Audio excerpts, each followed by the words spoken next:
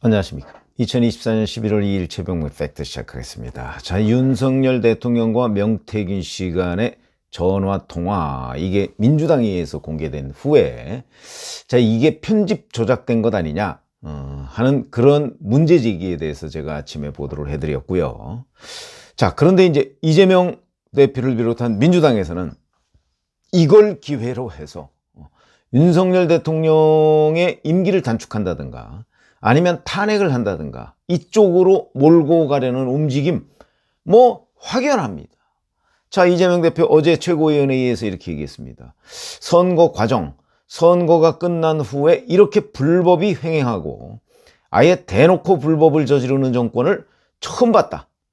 국민은 물과 같아서 정권을 띄우기도 하지만 언제든지 뒤집어 풀 수 있다. 그러면서 정치적 비상사태, 이렇게 규정을 했습니다. 본인 희망이죠. 본인은 지금 당장 며칠 뒤면 선거법 허위사실 유포에 대한 1심 선고가 나오고요. 그 다음에 25일이면 위증교사 혐의에 대한 1심 선고가 나옵니다. 지금 법조계에서는 유죄 가능성을 압도적으로 높게 보고 있죠. 물론 최종 결과는 판사들이 결정할 일이지만 어쨌든 1심이다. 자, 이런 것들에 대한 위기가 심화되니까 이재명 대표를 비롯해서 민주당은 자, 이재명 대표의 위기가 오기 전에 또는 이 위기를 윤석열 대통령에 대한 탄핵이나 임기 단축으로 희석시킬 수 있을까? 여기에 골몰하고 있는 겁니다. 당장 오늘 서울역 앞에서 이제 김건희 여사 규탄 대규모 집회가 열리는데 이재명 대표가 총동원령을 내렸습니다. 그리고 오늘 기사를 보면 민주당이 서울역 앞에서 하는 이 집회의 동원 예상 인원을 5만 명으로 잡았다고 하네요. 어떤 느낌이 드십니까? 겨우 5만 명?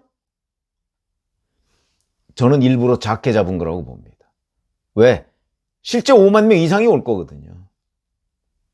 그러면 왜 5만 명으로 작게 지금 잡았느냐?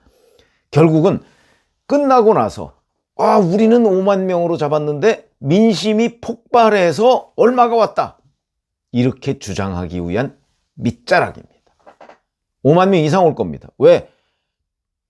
대표가 총동원령을 내렸는데 전국의 각 지역이 250개 정도 되죠? 지역당 한 200명씩만 하면 5만 명입니다.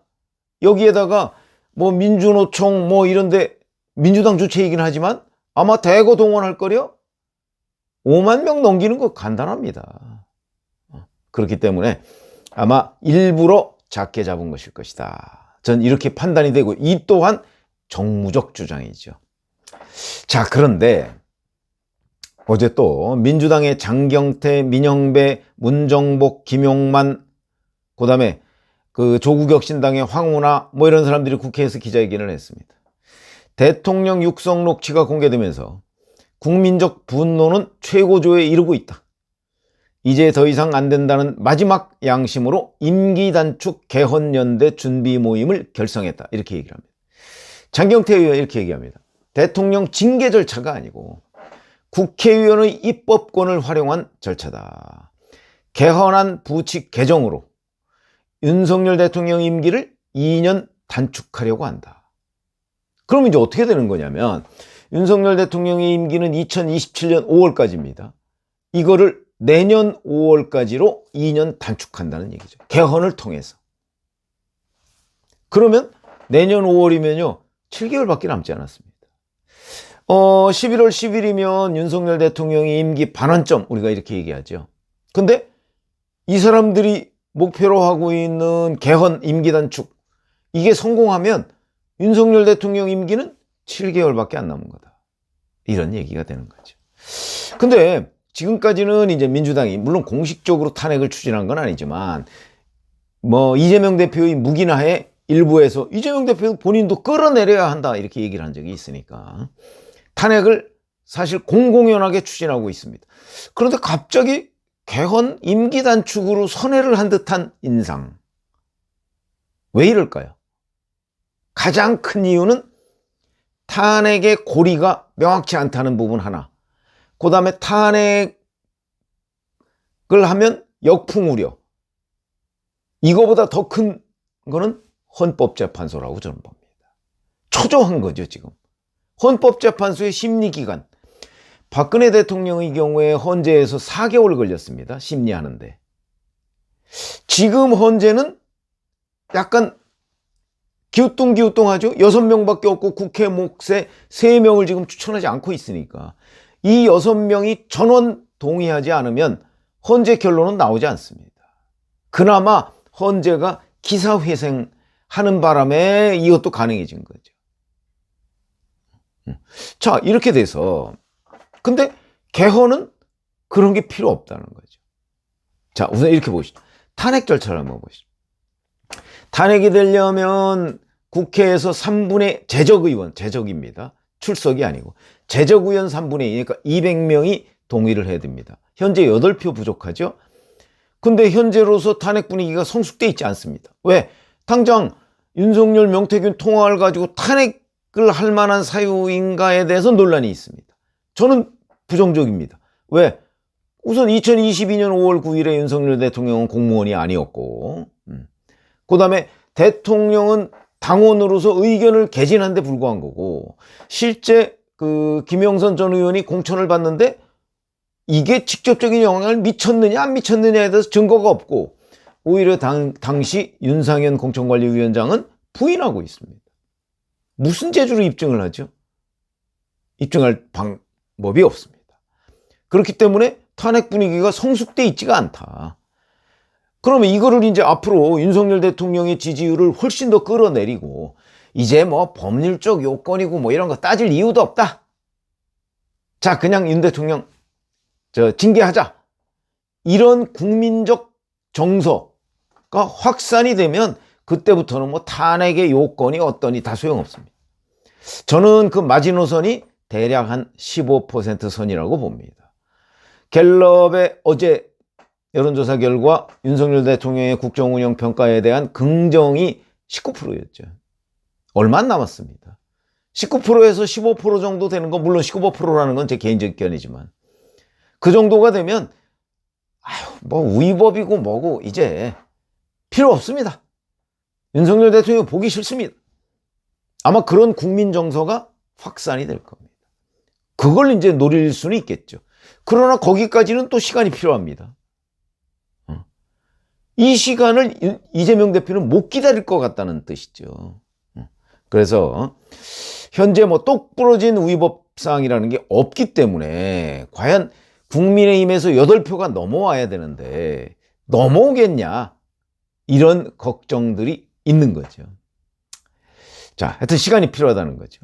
이거 제가 보기에는 한 달 내로는 어려워 보입니다. 더군다나 윤석열, 어제 정진석 대통령 비서실장을 했다면 어떤 형태로든 윤석열 대통령이 이달 내로 입장을 밝힐 것이다. 그럼 그거는 결국 김건희 여사 문제 해결이나 뭐 이런 거 아니겠습니까? 물론 그것 때문에 더 악화될 수도 있습니다. 악화돼서 탄핵으로 이어질 수 있죠. 그거는 이제 윤 대통령의 몫이죠.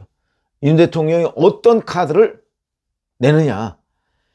국민 눈높이에 맞지 않는, 이른바 국민 염장 지르는 그런 카드를 내밀었을 때 윤 대통령의 탄핵은 아마 급속도로 진전이 될 겁니다. 그건 뭐 윤 대통령이 선택할 문제죠.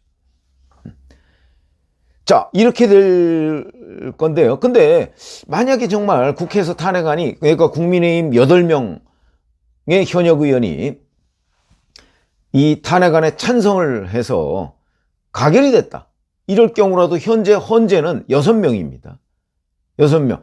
문재인 전 대통령이 임명한 사람, 추천한 사람 2, 김명수 전 대법원장이 추천한 사람 2, 윤석열 대통령이 추천한 사람 2, 이렇게 해서 222입니다. 물론 김명수 전 대법원장이 추천한 사람은 정권 교체가 되고 난 이후이기 때문에 아마 중립적으로 평가할 수 있을 겁니다. 그런데 문재인 전 대통령이 추천한 2명은요, 내년 4월이면 4월 18일인가? 그때면 교체가 됩니다. 임기 종료가 됩니다. 그러면 12월쯤에 만약에 윤석열 대통령 탄핵안이 통과된다 할지라도 내년 4월 18일까지 나올락 말락, 더군다나 임기를 뭐 거의 끝나가는 헌법재판관이 현직 대통령 탄핵안을 처리하고 간다? 현실적으로 판단하기 어렵죠. 더군다나 만약에 헌재에서 결정이 되려면 6명 이상이 의견 일치를 봐야 됩니다. 지금 딱 6명입니다. 6명이 전원이 동의해야 되는데 거기서 어떤 결정을 내리기가 6명이 전원이 동의할 수 있을까요, 과연? 물론 동의 안 해서 이게 기각이 된다? 그럼 윤 대통령 직무정지에서 복귀하겠죠. 그러니까 이런저런 거를 민주당이 지금 생각하지 않을 수가 없는 거다. 근데 그런 거 다 따지면 불가능해 보인다, 탄핵이. 이런 계산을 했을 거라고 보고요. 그러나 이제 이 사람들이 얘기하는 임기 단축 개헌은 이런 겁니다. 당장이라도 발의가 가능합니다. 개헌하는.